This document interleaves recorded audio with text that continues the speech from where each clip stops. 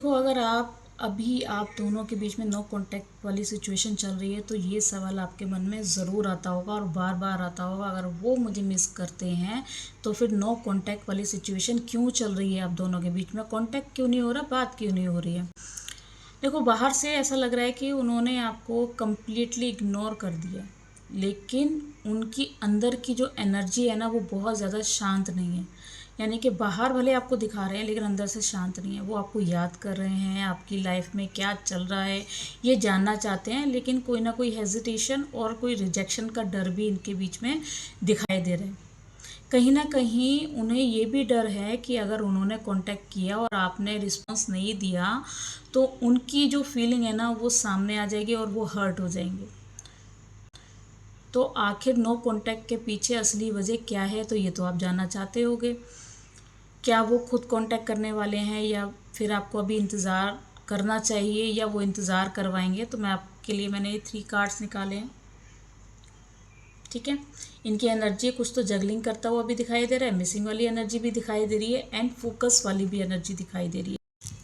देखो, इसमें एक एनर्जी ये है कि डर और खुद को रोकना, कोई ना कोई डर, किसी चीज़ का कोई फेयर है सामने आ रहा है जो वो खुद को उनको रोक रहा है आगे बढ़ने से। दूसरी एनर्जी ये है कि आपकी हो सकता है कोई पुरानी मेमोरीज, कोई फ़ोटो, कोई स्टेटस, कुछ भी ऐसा वीडियोस वो मिस करते हुए दिखाई दे रहे हैं। तीसरी एनर्जी ये है कि जानबूझकर साइलेंस रखना, सिचुएशन है ना उसको ऑब्जर्व कर रहे हैं कि क्या चल रहा है। दूर से आपकी लाइफ के बारे में जानना, क्रियोसिटी होना कि आखिर आप अपनी लाइफ में कर क्या रहे हो। कहीं ना कहीं आपको भी महसूस होता होगा कहीं मुझे वो देख तो नहीं रहा। कुछ ना कुछ कन्फ्यूज़न भी उनकी लाइफ में दिखाई दे रहे हैं इस रिलेशनशिप को लेके। अचानक से कोई ना कोई आप दोनों के बीच में हो सकता है कोई प्रॉब्लम्स चल रही हों जिसको लेके अभी भी वो कंफ्यूज्ड हैं कि इस रिलेशन को आगे लेके जाना चाहिए कि नहीं जाना चाहिए। अगर मैं टाइमलाइन की बात करूं तो मेरे सामने 9 डेज़ आ रहे हैं, 9 डेज़ आ रहे हैं। अगर आपको कोई भी इंडिकेशन ऐसा मिलता है, कोई भी आपको ऐसा लग रहा है कि यार ये तो ऐसा लग रहा है कि कहीं इसने तो नहीं भेजा ये मैसेज, कहीं अगर आपकी इंट्यूशन आपको बोल रही है कि हाँ इसकी साइड से मुझे लग रहा है, कुछ ऐसा महसूस हो रहा है, तो मैं आपको इतना बोलूँगी 9 डेज़ के अंदर इस कनेक्शन को दोबारा से बनाने की कोशिश कर लेना, एक मौका ज़रूर देना।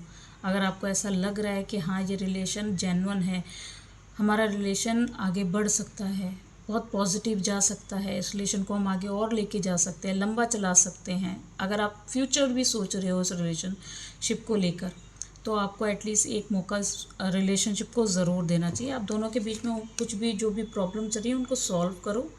और ये भी बोलूँगी कि कभी कभार प्रॉब्लम्स रियल में भी नहीं होती हैं, कभी कभार किसी की वजह से भी लाइफ में प्रॉब्लम्स आ जाती हैं।